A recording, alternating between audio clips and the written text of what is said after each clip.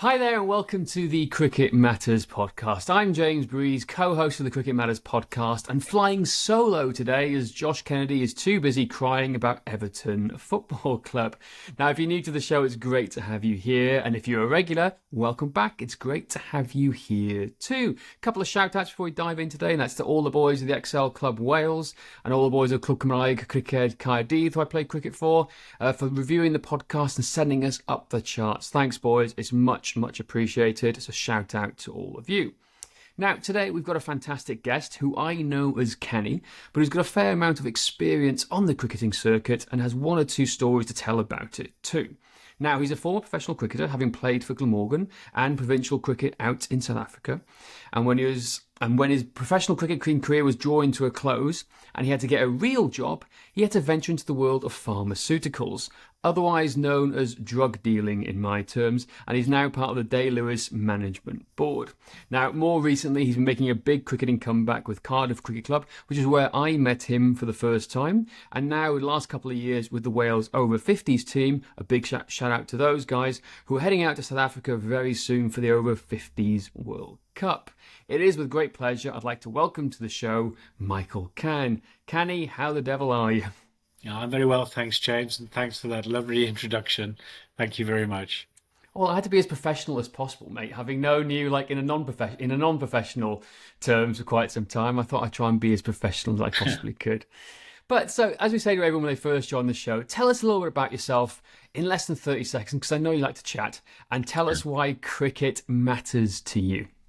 Well, I mean, I could cast my mind back sort of 42 years when I first started playing for Cardiff. It had a massive influence and impact on my life. You know, it allowed me to flourish as a young lad. You know, build my self-esteem and confidence as I grew through and went through the Cardiff ranks, eventually to becoming a professional cricketer. When that came to the end, I'd learned so much and had understood that things like universities existed. So I managed to get educated. So it meant that I was set up both as a guy and as a professional to have a second career after cricket.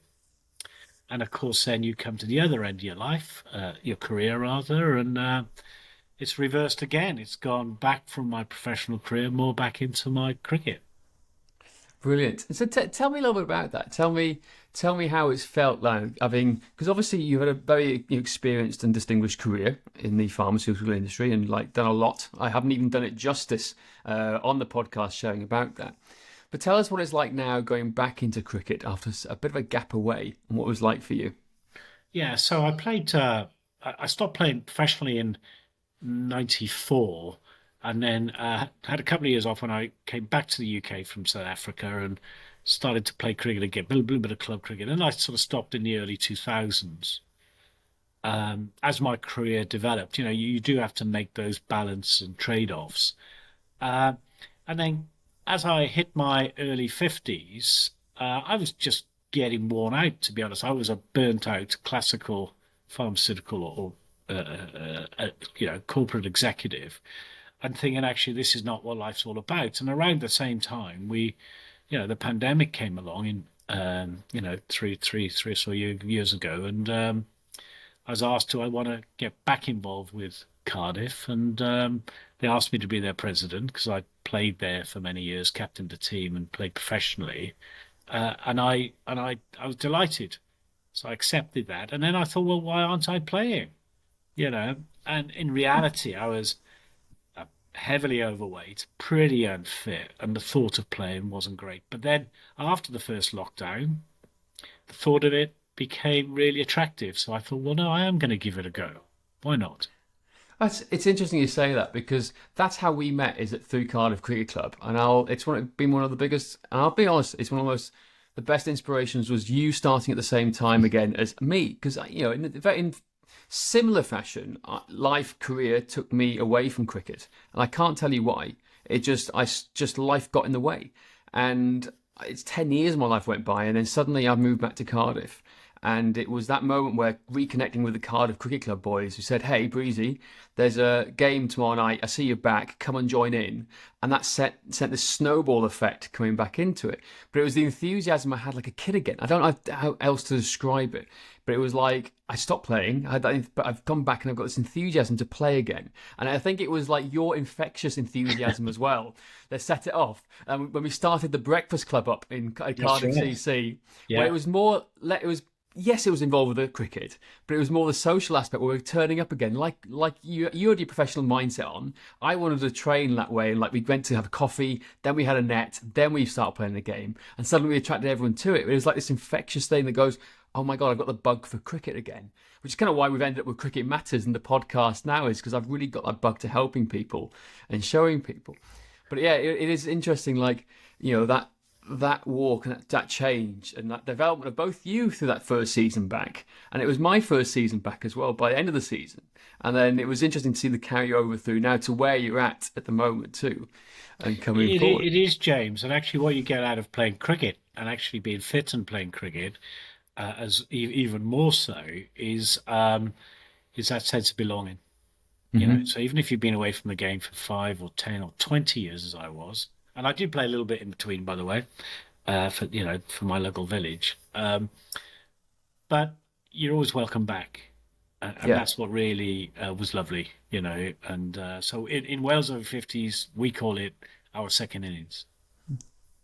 And I'd say I'm going to get into the Wales over 50s a bit later on, because I love it. I think it's absolutely fantastic seeing the over 50s, over 60s, and over 70s, and knowing old coaches, friends like yourself. Goose and all shout out to all the boys in the over 50s actually. I think it's fantastic because it is your second innings, and it's up for a lot of people. They think that's their career or that's their game over, but what we're trying to do is show them that it's not. If you make some changes to your lifestyle habits, it can quite be right. You've got it can be a best second cricket win. ahead of you. Exactly, and the most fun sociable aspect as well, because that's the thing about cricket. Now, obviously, this podcast is about training smarter and performing better. So this is why you're kind of a perfect example here to talk about the early days of like what it was like to be a professional cricketer and seeing the difference to what you're doing now, and just so everyone can learn from that aspect as well. So just let's roll back to your days as an early Glamorgan professional. Tell us a little bit about what it was like, and tell us about what the training looked like back then for you, both in terms of skill practice and in terms of fitness. So you would practice. So as a professional cricketer, you're basically employed between the 1st of April and around about the 20th of September in those days. That's changed considerably now, but I'm talking here about my first contract was in 1984. Now, I wasn't brought up as somebody who trained or actually did anything beyond practice my skills, batting, bowling, fielding. So everything we did in those days was slightly less tailored, but actually more geared towards skills. And classically, training would involve a big long run, a load of rugby type training, and that's prevalent in Wales. So even at Glamorgan's pre-season training, when I joined the staff there, our physio would take the training for pre-season. It'd be the first 3 weeks in April, maybe 3.5, depending on when the fixtures started. And that would essentially be run by a guy called Tudor Jones, who actually at that time was the physio to the Welsh rugby team. So he was as qualified as anybody. But basically, you were doing circuit squats, runs, sprints, shuttles around rugby fields and cricket fields. And actually, I think there is something around the sort of background sporting culture that drove those type of training regimes. Typically, we would turn up for pre-season, kill ourselves for a month, and become very fit doing it. And then we would tail off then till the end of the season. Typically, we'd put on weight, slow down. And then people like myself would go abroad to spend the winter abroad playing cricket. And we would train, but nothing like to the level of what was needed for the sport. So, that in a microcosm was how the professional sport worked. There were players individually, and Tony Cottee is an example of somebody who just trained compulsively, but he was an ex-professional footballer as well. So they were actually few and far between. Typically, a lot of cricketers were concerned about putting on weight because you're literally away for 100 days during the cricket season in hotels. So it would be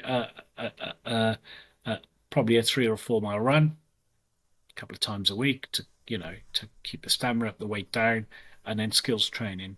We did reasonable warm-ups before the start of the game, but essentially they weren't based on mobility or any sort of things you and I talk about now, James.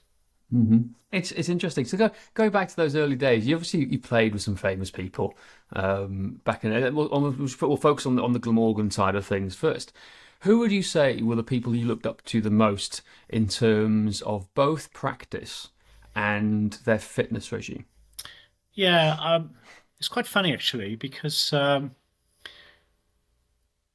we were a reasonably fit side, I think. We weren't terribly unfit. I mean, you got to take someone like Hugh Morris. Hugh Morris, outstanding, brilliant cricketer. Also played very high standard of rugby. Played for Aberavon. He played for his teacher training college as it was in those days. Played very high standard of rugby. So was innately fit. And his fitness. I mean, he was a great runner. Did a lot. Less weight training in those days. Less gym training. There were other people at the other end of the spectrum, people like Steve Barwick, who really couldn't run more than a couple of miles, but could pull 40 overs in a day. So his training regimen was to go in the nets and bowl and bowl and bowl. And he did that extremely successfully. So it's a more of a spectrum of players.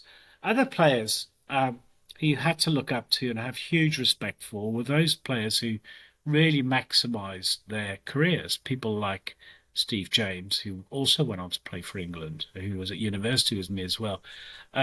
You wouldn't necessarily write him a script of being a Josh Butler, but actually what he did is he used fitness and training to improve his stamina, his resilience, and his exceptional approach to batting of the crease. So I would say a lot of the players individually adapted to their game. And then we used to sign the odd veteran, and remarkably, someone like Viv Richards, who joined us in 1990. When he turned up, I think he must have been late 30s or even 40 at that point. We noticed what a physical specimen he was. And we know he didn't do it publicly. We know he trained quite hard. He looked after his body and he practiced very hard his skills. And that's sometimes hidden from the greats we hear about. And you have to look at those people at that age in their life to be so physically supremely fit to still compete with people 20 years younger than them is much more than the talent they had. So I would sort of articulate those sort of people. I'd say the one person who probably, and I've mentioned him already, is Tony Cottee. Mm-hmm. Tony Cottee scored 19,000 first-class runs for Glamorgan and Sussex. He's one of the few people who've won a county championship with more than one county. I think he's pretty much the only Welshman who's ever done that. He's an absolute creditable bloke, and he is somebody who probably kept himself fitter than any other cricketer I've ever known. It's interesting to talk about that. Let's just take Tony Cottee and Viv Richards. It's surprising their success, and it ties back into their fitness. Because I'm trying to get across to a lot of young cricketers at the moment, who I come across at Cardiff, is that cricket's evolving extremely quickly. And the skill set of some of the young kids today are fantastic. They're all reverse sweeping. They're all doing ramp shots. Things that come second nature to them. They don't need to work hard on it. But what I keep saying to them is that if everyone's got that basic skill set, the thing that's going to make you stand out more than anything is your physical fitness, because that's going to make you a more athletic fielder. But it also carries on to making better decisions on the field, i.e. when you're going to leave the ball, when you're going to play the ball. James, I couldn't agree more, actually. In the game, the way it's played today, the shorter formats, the T20s, the club games are 45 overs, the intensity levels are much greater than when I played. There's no doubt about it, but they're for shorter periods of time. And that means your fitness has to be very different. In fact, I can remember when I played, I don't know if you look at my sort of first-class average, had I been 20, 30% more fit, or had a different relationship with my fitness then like I do now, I've no doubt that my career would either have been longer or certainly had more depth to it during the time that I played. I've no doubt at all. I was never inspired to get fit, not as inspired as I've been in the last 18 months, 2 years. It's interesting you say that. So here goes, 2 questions for you now. The first one is, What if you could go back in time machine back to the 1980s, at the start of your career with Glamorgan? What would you do differently? And I mean that in the nicest possible way, because there's lots of things you probably wouldn't change. But in terms of your training and your fitness regime, what would you do now that you now know differently? Oh yeah, definitely. And where do you start? I mean, hindsight and acquired knowledge is a wonderful thing. When you look back, what would I do differently? I certainly would have done much more mobility training. There is no doubt about that. But we didn't even know what that meant back in the 80s. It wasn't a consideration.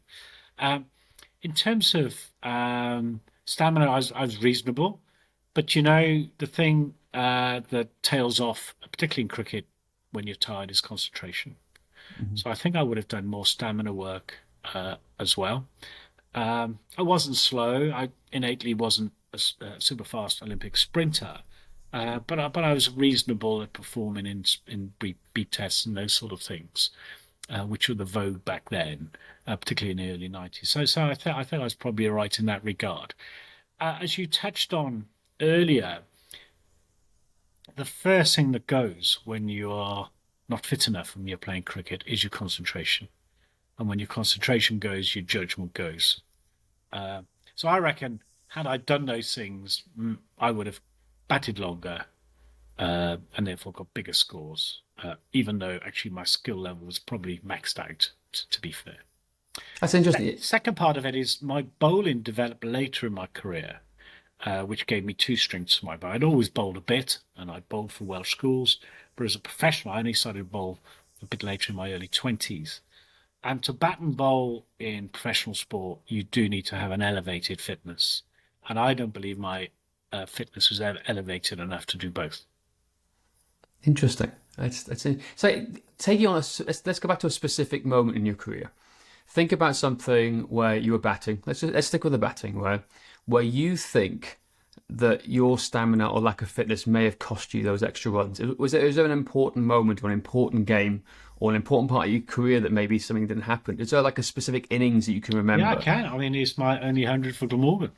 We were chasing a fourth day target against Somerset in quite a reasonably high scoring game from memory. Um, and I can't quite remember the totals off the top of my head, but I'd got my maiden first class 100 at Cardiff, at Sapphire Garden. And I still remember the old pavilion there, which is a lovely old site built in the 60s. And some of the Cardiff boys up there and the members, lovely time. And we were chasing this total. I think we needed about 100 off 20 overs. And I was batting with Ravi Shastri and going well and all the rest of it. And a couple of things happened when you're not fully in control of your fitness. You do start getting a bit tired. And I got through the 100, and I think I was 107 or 109 not out. And I played a couple of good shots to take me past through the 100. Something I'll never forget. And this feeling of elation. And after the elation becomes the drop in energy, doesn't it? Whoa, I'm there. Yep. And then you need somebody to take that on to kick on. We should have won a match, actually. And it's the guy who's control. And even though it's my first 100 for Glamorgan, or my only first class 100 for Glamorgan, I should have gone on and won the game because I had one of the best players in the world at the other end with me. All right. And Vic Marks, who you may be familiar with, some of the listeners may be familiar with, ended up chipping away and actually bowling and get a few of us caught on the boundary. He didn't get me out. Neil Mallender got me out. But very much, had I been 20% fitter, I think I would have taken control of that situation very differently and allowed myself a sustainable next hour in the match to bring that game home. And in fact, I played a lot of cricket in South Africa against Kepler Wessels, and he was one of the fittest men I have ever seen on a cricket field. In fact, he did boxing training. And I learned very much later around why he trained as hard as he did. And he talked exactly around those situations. And he was an immensely fit man and with good talent, but a limited skill level. And so it allowed him to elevate to score those big scores. And his record is phenomenal. It's fascinating listening to this because like I never knew you played with Ravi Shastri. You know in all the years I've been knowing you now and stuff like that. So you obviously play with a lot of very household names in the terms of in terms of cricket. So let's go back into South Africa.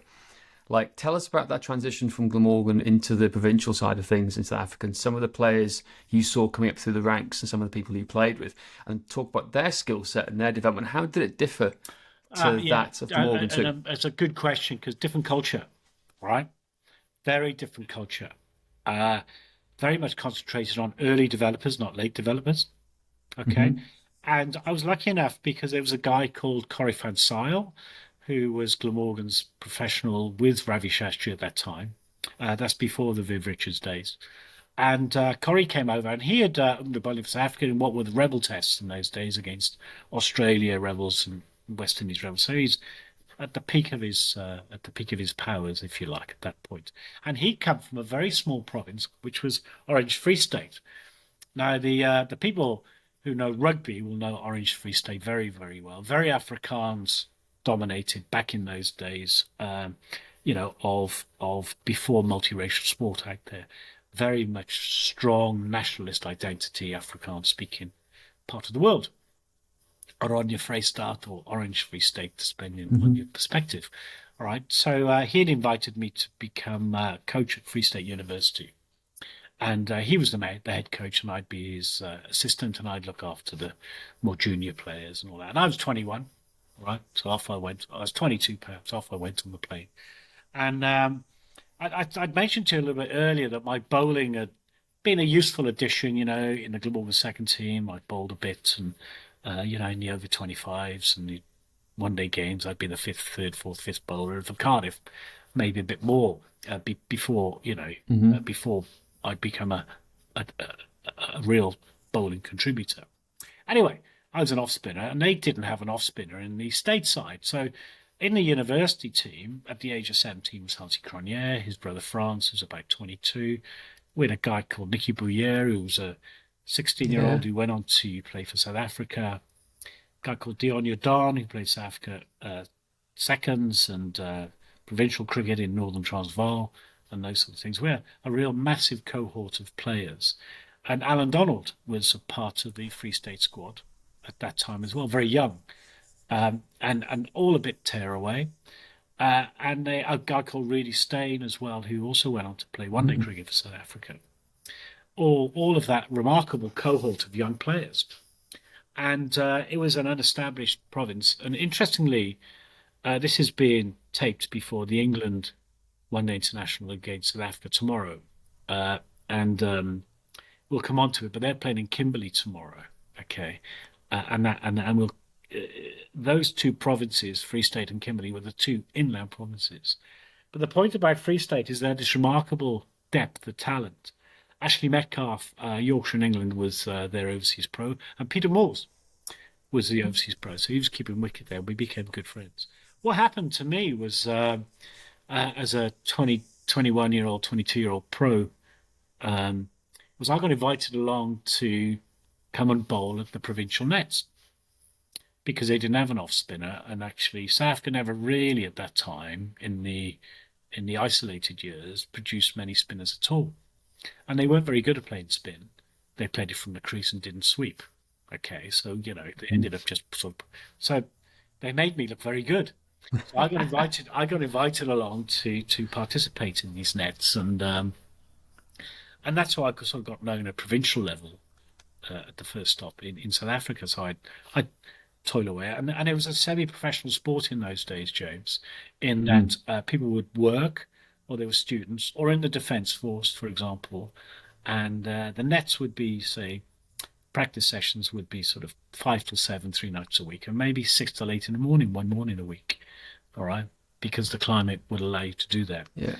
And I would come along and I would bowl, and then when it didn't clash with my coaching responsibilities at the university, I'd attend those sessions. So I sort of broadly involved with the Free State squad, and it was great fun. It was just good to be a part of that. And they're pretty nasty to me, all right, because I was the Welshman who'd landed, and so I'd bowl away for an hour and a half, and there's nothing better to develop my bowling than to bowl in that environment, and bowling to Harty Cronier and to Louis Wilkinson and Rudolph Steyn and these guys, Ashley Metcalf, toiling away there. And then towards the end of the session, the coach, which is an amazing guy called Johan Fulstead, who was a school teacher actually at Great College, but had a remarkable ability to create provincial and international cricketers.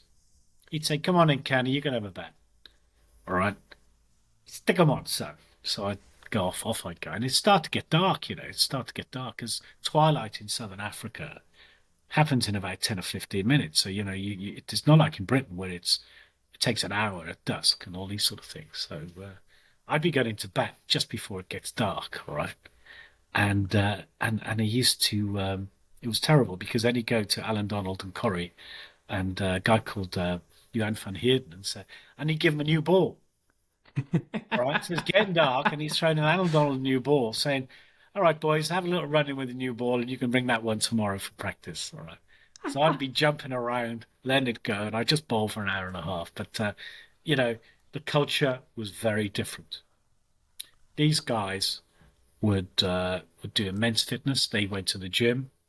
Aerobics was the vogue of the day, so there was aerobics classes they all did around. I've got I got visions of Alan Donald in Lycra now, we didn't wear Lycra. Style. But no, that's the point. They'd have their training shorts. Off they would go. They would do all that sort of stuff, and they would train. But what they didn't have is 6-hour net sessions, which was what the approach was, as I said, in England. In Britain, we would have skill-based net session training. Their approach to fitness was totally different, and actually streets ahead. Yeah, it's interesting because just culturally, and when you're traveling around the world and seeing people, I always say South Africans and Kiwis are naturally more physically built than us Northern Europeans. I think is the best way to put it. They're couldn't agree more, James. I mean, their diet is very different. I mean, in Southern Africa, very much a protein-based diet, meat-based diet. It's in abundance because the agricultural base is different. They would very much eat fresh vegetables, unprocessed food. No doubt about it. Secret of their alcohol intake was probably no different. Interestingly, it's 2 hours. But their diet was much better, and that relationship between their sporting performance and fitness was ingrained, culturally ingrained, and it's expected that's what you would do. Whereas I felt when I was a professional cricketer, those two were decoupled. You trained or you practiced. Yeah, no, it's right. It is culturally on so many different levels, and it's particularly from my experience with being out in New Zealand, not playing cricket, just me sports and seeing all the rugby development side of things out there. They're just naturally more athletic, and it's more, like farmer type. It's similar to Wales. Parts where I go from in mid Wales, where I'm from, I'm from a farming community, and all my cousins and friends are farmers who've never been to the gym in the world, but you give them a couple of hay bales to shove onto the thing, they'll go all day. And they're so strong. And it's that type of fitness. I mean, it's that all-day strength training and fitness. It's practical, not gym-based strength training that I'm talking about. It's just natural gift to be strong and fit. You've hit the nail on the head. I couldn't agree more. And that becomes ingrained in your culture. And then it becomes passed on and passed sideways to people. It is. Even today, you look at professional South African rugby side. Like most of them look like beasts. They're absolute monsters and units, and they're not just big and strong. They're fit. They're lean, athletic. To go alongside it. Now, I love on so many different levels. The name again, just the names. I grew up watching play test cricket and stuff like that. And I still love watching Alan Donald in the nets. And to me, he's one of those cricketers that was fascinating to watch, exciting to watch. He was quick as anything. His battle with Atherton is famous, and it will be famous for forever in time. But he also reminds me of an athlete who had longevity to his career. What did you say about his fitness and ingrained and his practice in the nets? But what was something that you maybe saw him do behind the scenes that maybe only you saw because you would have been there behind the scenes with him? What's something that you sticks out in your mind? Not in terms of skill-based stuff, but what was he doing different to other people that were around him? Yeah, I can't say specifically because I wouldn't say I was particularly watching at the time, but I do know that he had a very good relationship with his body. He definitely looked after himself. I was definitely in social situations with him at um, people's houses where, he would eat discreetly. You could definitely see he had a good relation with his body. He wouldn't be last to leave a social occasion. He would be good to leave. I think he slept well. All right. I think he really did treat that side of his game importantly. I think he stretched very well. I think that was important to him. But I'd never saw him training specifically to battle or to bowl, for that matter. But he treated his body really, really well. Really well. He was kind to himself. I've no doubt about that. And he was an explosive bowler, right? He Yeah. was not one to bowl you 30 overs a day, although he could.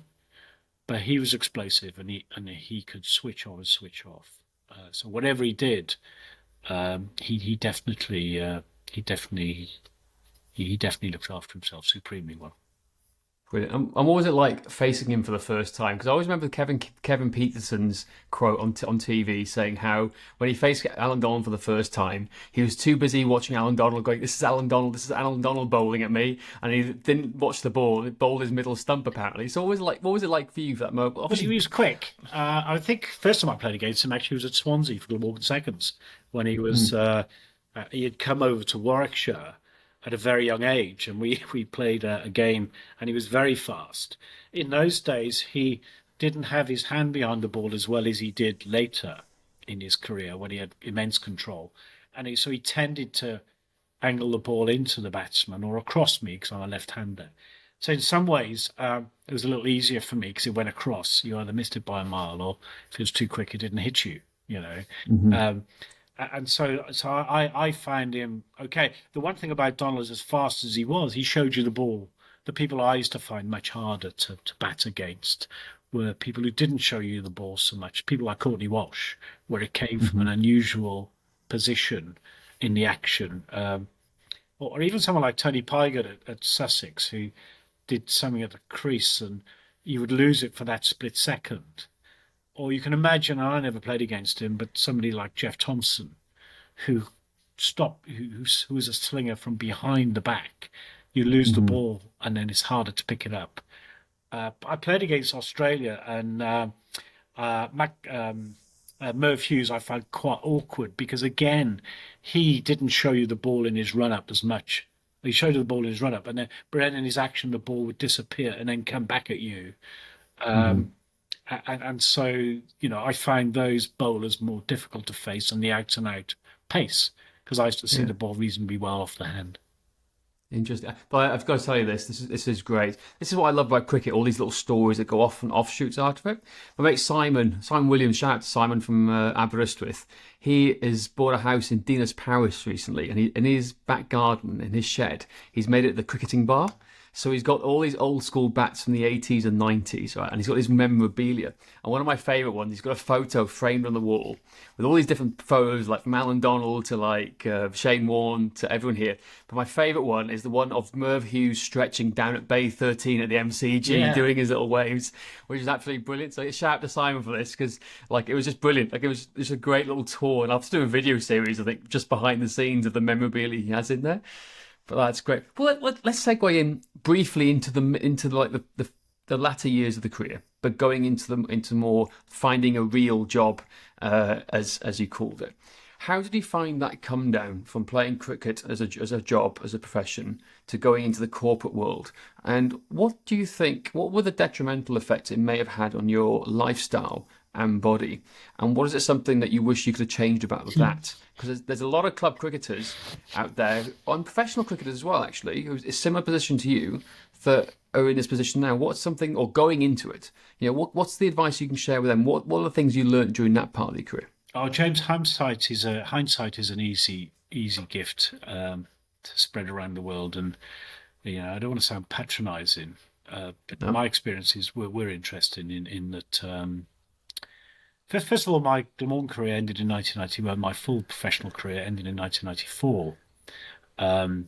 Because I continued to play in South Africa after Glamorgan, and in fact was more successful after I'd left Glamorgan in some regards. A number of things happened. The other thing, which is really strange for this podcast, is that we smoked cigarettes. Okay, so the major sponsors, both in UK professional sport and in South African professional sport were Benson and Hedges, Hmm. okay, and Imperial Tobacco. Yeah. So I smoked, all right. Now I reckon you're probably burning 5,000 calories a day playing professional cricket. You're fielding all day, you're running around, you're batting, you're bowling, whatever, and you have an appetite that goes with that, okay. And the moment you stop playing professional sport, the calorific intake reduces, but your eating habits don't change, do they? So you start, the first thing that happens, you put on weight. Okay. Almost immediately. Not a huge amount, but Hmm. that really, as you described, the sort of trimmed live body, not the muscle bound body, you start to develop a layer of fat that goes with that. And hindsight's a lovely gift. In hindsight, you could modify your diet accordingly. Um, and then I stopped smoking in 1997, 3 years after I stopped being a professional cricketer. A couple of reasons. One, it's a terrible, terrible habit. It's deleterious to your health. That's a no-brainer. But it became very, very expensive. And that was the second weight gain time of my life. Okay. And they weren't related to my corporate career. They were related to those changes in circumstances. So the first thing I'd be saying to people who stop playing cricket or sport at any level where you've got a change in energy levels is be very careful about your calorific intake because you can put on weight very rapidly. And actually, that causes a bit of a negative downward spiral in how you feel about yourself and the sport you used to play. Okay. I'd say the second thing that comes out of not being a professional is this you lose the sense of belonging to the changing room. And that's quite hard for people to disengage on. And in fact, it's harder for cricket than any other sport, I think, because we spend so much time together. It's like being extracted from a family. As tough as that family can be on you, because you're competing for a place, either in the first team or in the second team trying to get into the first team. So that feeling of what is essentially an emotionally support network can also take you into a more difficult place when it's whipped away. And it is, I think it's much tougher in cricket. And in fact, cricket ex-professionals through the Professional Cricket Association, of which I'm a member, has had to put in place quite a lot of support mechanisms for people leaving the sport. That hasn't really cut across to what to do fitness-wise, but certainly from a mental health perspective, there's a lot of initiatives around that. But back to me personally, my career at Glamorgan finished in '91. I still had 2 or 3 years still playing first class cricket in South Africa, provincial cricket for Griqualand West, which is my province there, now known as Northern Cape, if you go and Google it. Hmm. And I came back in 1994 to start a job. And I started in the sales and marketing route. And the first thing about that is at the time when my exercise levels or my fitness levels or my energy levels, calorific burn was reducing, you start to spend more time in a car or at an office desk or in social environments where you may be with clients or at conferences or whatever, all of which are social engagement occasions. All right. And actually, that switch from one position to another, and even if you're a club cricketer, hanging their boots up at 30 or 32, you'll notice a big difference, because you have to adapt something else in your lifestyle, particularly your eating habits, I think, to adjust to that. And I put a lot of But weight on through the 90s. Well, it's interesting because you see that as well. I remember back in again when I was a young pup playing club cricket. You see all the guys in their mid 30s and 40s. I always remember them saying to me, "Just you wait to get to this age, you won't want to play more than one game a weekend either." And I went, "No, that's not going to happen to me. I'm not going to make sure that doesn't happen to me." The older I've got, I've understood why they said it. But my goal is to try and recover fast enough so I can do those second games and stuff as well. Yeah, and But James, that's also, something I've learned through the program you've got me on immensely. So you can do more if you work on the things that you've prescribed. yeah, and that's what we're trying. That's the whole purpose of Cricket Matters is to educate cricketers all over the world. Like, particularly, I wish I knew what I know now when I was 13, 14, 15, growing up on my little farm in Wales where I was bowling against the wall. The nearest club to me was Aberystwyth, which was an hour drive for my mum to drive me there. There was no cricket around by me. Or 45-minute drive to Llanidloes, where I then started playing for a little bit then. I wish I could have the YouTube or someone saying, what can I do? Because I was so motivated at home to try and play cricket. But all I had was my own knowledge and a couple of books that were lying around too. And it's sharing the information that you have, your experience, with the future generations coming up, and also the coaches who are current at the moment to help pass on that knowledge is what we're desperately trying to do. And to touch on nutrition, it's interesting seeing, again, a lot of club cricketers, finish playing cricket, they put on weight, but also at the professional level. You start to see it. There's a couple of guys who are coming to the end of their career from England, and you're starting to see that weight gain starting to happen. Not to mean they're bad people or anything at all, but you can just see these things starting to happen. And and they're probably not aware that it is happening because it's not something they're thinking about. But I wish you could just have those conversations and with it. And then touching on the nutrition side of things for, again, professional players, some of the England boys, you see it. They're on the road pretty much 300 days of the year now. They're playing cricket all the time. So the lifestyle habits you talk about, the corporate life, traveling, social events, it changes. And they have to be even more careful because, again, you see the extra bit of body fat they're carrying now, the slightly redness in the cheeks, puffiness in the cheeks. It's ways and mechanisms to help do it because that will have a detrimental impact to the sport. Yeah, and I would add one other thing to that. As your first innings starts to wane, and I'll call it the first innings because that's how I like to describe it. Yeah. As that starts to wane, because it's becoming tougher, because there's a bit of weight gain, because you may be feeling a slowdown, your confidence takes a knock. Your relationship with the game changes. And the game becomes a little bit painful for you, all right? Because you're not the person you were. The self-esteem starts to reduce, and that creates an even more negative cycle. And then what happens is most people leave the game in their early 30s, which is what happened to me. Yeah, and it's really sad because this, as we now know, as we're going to segue into it now, there's your second innings potential now to happen and take on to take that career further, extend it further, because cricket's not just about obviously it's about the winning performance and like playing in front of crowds. We all understand that, but also it's the social aspect, the camaraderie, and the experiences you have to share with people and go through.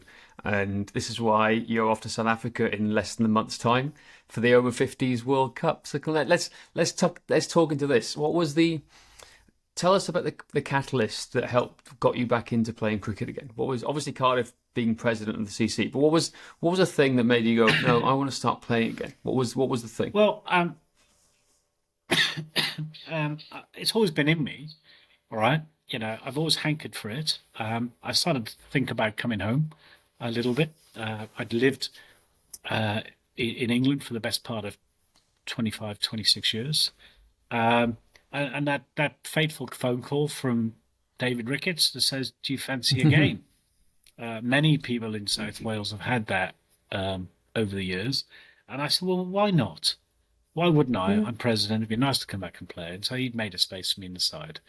And I absolutely loved the day out to connect with some old friends like Ian Bridgman, David Herbert, Matt Phillips, David himself, Jonathan Good, who's a lot younger than me, but played with his dad.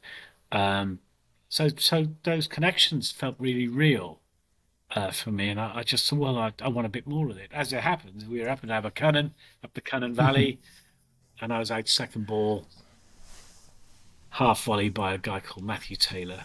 He's a slow medium bowler who I hit to sort of cover and got caught. But I thought this was fantastic, and it brought back such good memories. It's interesting what I said about the things that will make you leave the game, the things that are painful and the things you stop doing so well. You don't create the counterbalance at that point for the other side, the benefit side around the well-being, the camaraderie, the sense of being part of a community and a club. Those things aren't strong enough to counterbalance the bad feelings you get when things aren't going so well. Or they weren't for me at that time. But when I did come back, that really was quite inspirational. And then Matt Phillips has been involved in the over 50s setup for a while. And he sort of said to me, well, the following season, why not throw your hat in the ring? So I did. And it was hard work. So I played in the Wales over 50 second team under the leadership of Paul Donovan, who was the captain, and batted 7, bowled a few overs, but not quite, not quite a huge comeback. But then slowly got into it, and that's where we started up the Breakfast Club and got things going. So your relationship with the game changes. It becomes a sense of joy, which I think is a lovely word to describe what people need in their lives to make it fulfilled and enjoyable and exciting. And it doesn't matter how old you are, you can have that sense of joy. And I started to develop that sense of joy. But my fitness was trailing. I was 2 stone heavier than I am today. And I needed to do a bit more if I was going to make any contribution to the over 50s. So I started to eat a little better. And then in time, I joined the Cricket Matters program. So let's talk about that in a little bit, the differences you made. Because I saw you on that first season back, because we played together that first season for Cardiff, right? Playing together, and I saw you over the season. It was a great season. It was a hell of a laugh. I always remember that season where I'd gone from batting almost number 11 to suddenly batting at number 3, and just seeing the life and times of David Ricketts, which is fantastic, absolutely. which is brilliant. It's absolutely, wouldn't change it for the world. It's been absolutely brilliant. That whole the whole story with everyone, me, you, Goose, Bridgie, everyone. It's been absolutely fantastic. But there was, for me personally, watching you change on a cricket field, the way you played that first season to when you came into the second season of doing it. Like, it was a sense of pride. And I wasn't the one coaching you. Like, it was Josh. Hats off to Josh, who's still crying about Everton Football Club today. Like, he's the one that coached you following the system. But it was the differences I saw was your agility around the field. And whereas a couple of balls made in the first season may have gone past you through your legs, whatever it was here, you were suddenly swooping and taking run-outs. It was something that completely changed. And you saw it as well with your bowling action. You were able to put a lot more into your bowling. And you were probably the key bowler for the whole team, taking wickets, controlling an end and everything. And it gave you, I almost feel it gave you a responsibility, and you thrived off that responsibility of pegging teams back or taking the wickets and stuff like that. So, but to me, that was huge. So what were the things that you think made the biggest difference from that first season to the second season? You're still the same cricketer and still the same mindset performance. But what were the little things between those 2 seasons that you think that we helped you with? And also you took responsibility and you put the hard work in. We just nudged you in the right direction. What were the differences? Yeah, it's really, really clear to me looking back. It's not so clear at the time when you're going through the program. Mm-hmm. But the first month, Josh set me up with what was basically mobility. The assessments were the 60 or the 80 assessments I did at the start of the program, when you're measuring your flexibility and other things, your ability to do various things, various exercises, various stretches, gave Josh the benchmark. And he sort of said very, very kindly, you need to work on your mobility before we start stretching yourself, before we start stretching you physically. And I thought, well, that's great. I don't quite know what that means, but it essentially meant really working on shoulders, hips, and the ability to rotate the spine. All the things we're talking about now to the over 50s Wales team are back. And I did that routinely 5 days a week for the first month.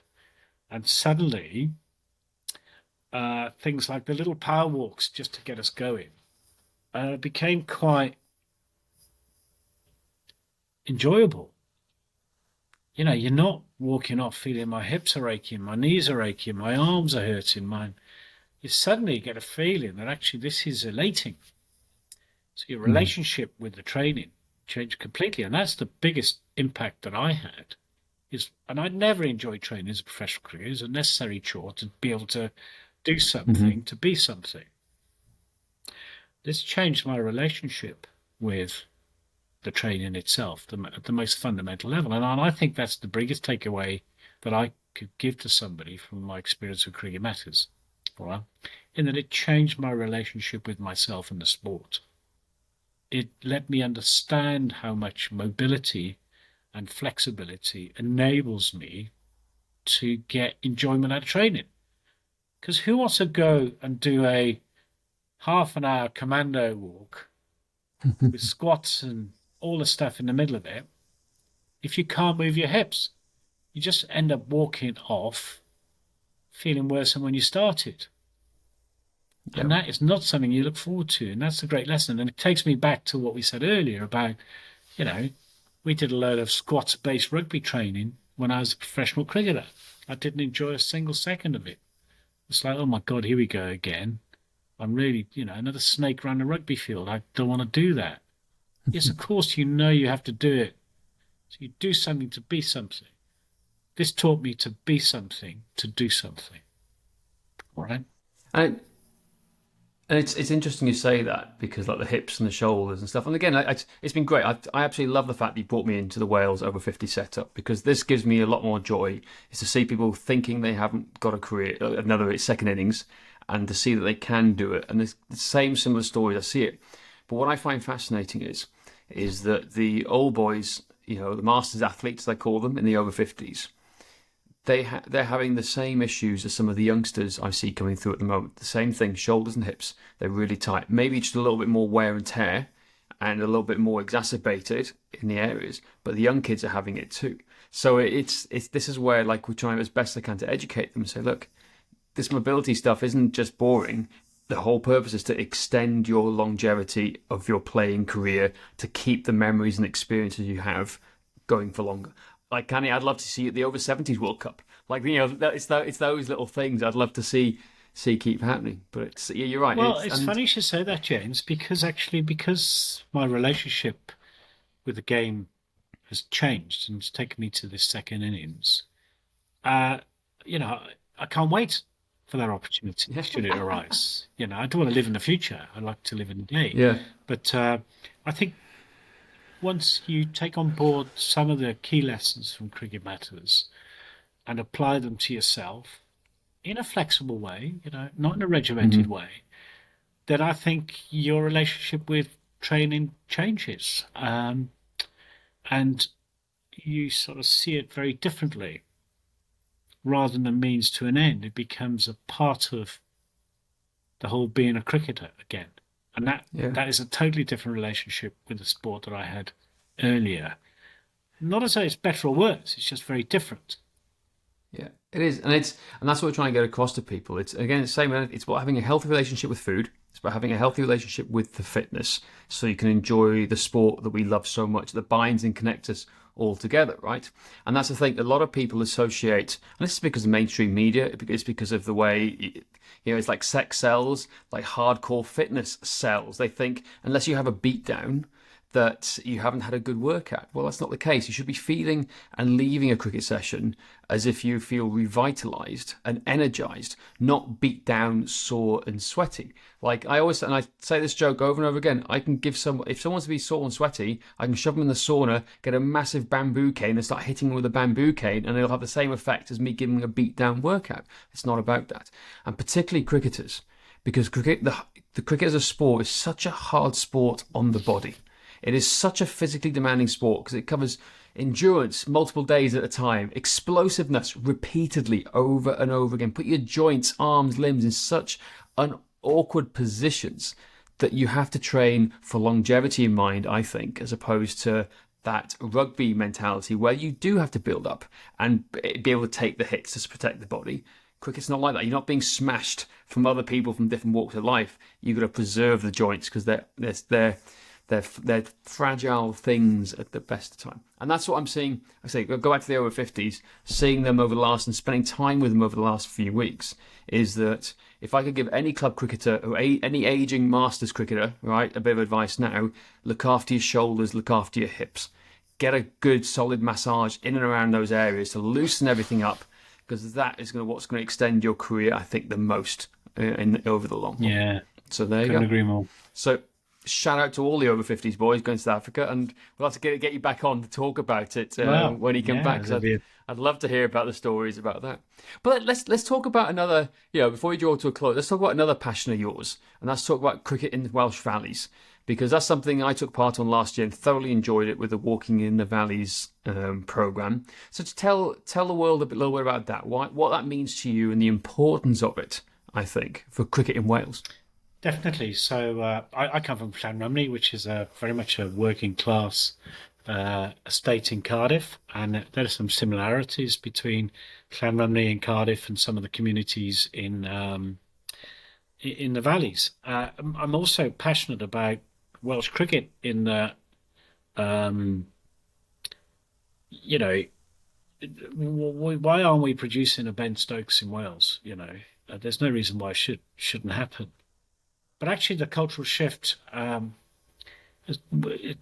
cricket over the last 30 years has become more exclusive to people, right? It's expensive. We have clothing, we have two bats instead of sharing one, and these sort of things become a very expensive sport. And actually, it means that some communities are left behind. And as part of my career, I want to give something back to the game because I took so much from it in my early years, and it gave me so much in my professional career, my non-cricketing career. Cricket set me up to do that, and I see cricket as a force for good.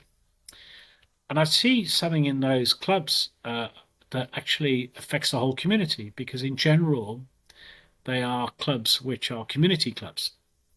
And either rugby or a cricket club will sit at the heart of the community, both socially and from an activity perspective. And those clubs are good at it, really good at it, really good. But they're small in nature. Those communities tend to be quite small, and Cardiff is a big club with hundreds of members and all the rest of it. So I thought, wouldn't it be a good idea if a few of us just did some fundraising?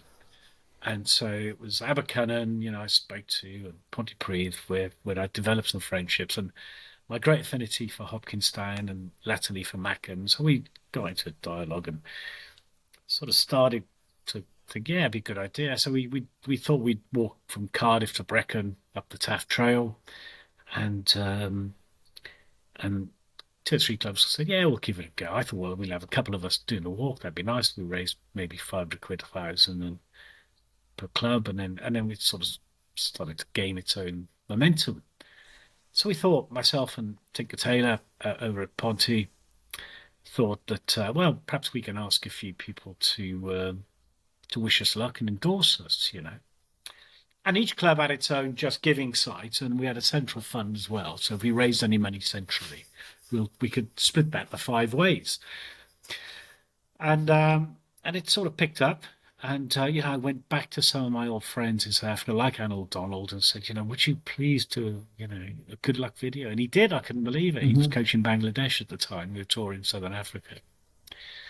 So we got these endorsements. Matthew Maynard's been a great supporter of all these sort of things. He's really got a great understanding of, not just being a head coach at Glamorgan, but he's got a great understanding of the Welsh cricketing culture. He really does give back a lot. And so we got all the endorsement and Glamorgan players. Glamorgan had just won the Royal London. So Kieran Carson was a bit of a poster boy. We had Prem Sisodia at Cardiff. He also put his name to it, which is really kind. And amongst us, and then some rugby players. So we got good celebrity, endorsement from the cricketing community. Cricket Wales was supportive. They pushed out videos and things. And this thing grew. So we had 5 clubs around, I reckon 80 or 90 people ended up walking. Brecon were wonderful, Brecon Cricket Club. They hosted us at the barbecue on the last day, as you know, James.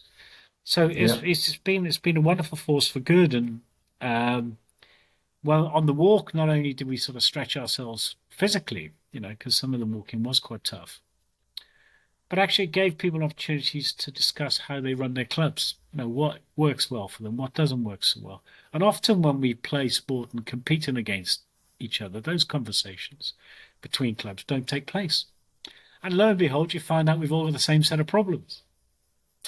We have people on our committees who are good at stuff, and others are not so good at stuff at the sort of things we need. So how do we help each other out, There's a loan system in the leagues in the South East Wales League where clubs can loan each other players. And you find, in communities like the South Wales Valleys, suddenly you'll have a lot of people available for one club and not so much for the other. So why can't they help each other out a little bit? So those conversations on the walk, when you're together for 6 or 8 hours on a walk and a couple of drinks afterwards, you have a fantastic opportunity for those conversations to take place. And they did.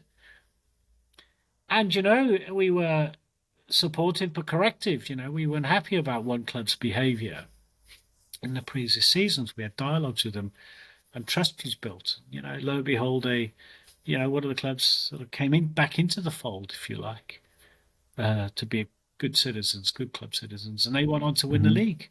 So it was a force of good for their club, and they're spearheading, sort of multiracial sport in their club now. They have a lot of halal. They've integrated their South Asian Muslim community into the club. So real force for good. And these were learnings from walking in the valleys. So, and I learned an enormous amount about the fears and aspirations of the people who were brought up in those communities, and if we can help them become stronger and help those communities have cricket at the heart of their communities, I'm absolutely convinced it's a source for good, both socially and from a cricketing perspective, because I know what I went through as a young lad from my background, and I know what good it did for me. Now, it's not for everybody, but I think those communities are a long way down the tracks, those clubs are a long way down the tracks to be able to affect that. It is, and I can share from my perspective. Growing up, I grew up in an area where there's no cricket. I literally grew up on a farm on top of a hill in the middle of mid Wales, where there was no cricket clubs. I had to learn from watching Test match TV. When I played county, like literally for the junior sections and played for the Welsh setup, I had to get a lift from my grandmother, who was in her 70s, to Llandrindod, which was an hour and a half away, to then get picked up to drive another hour down to the south of the county.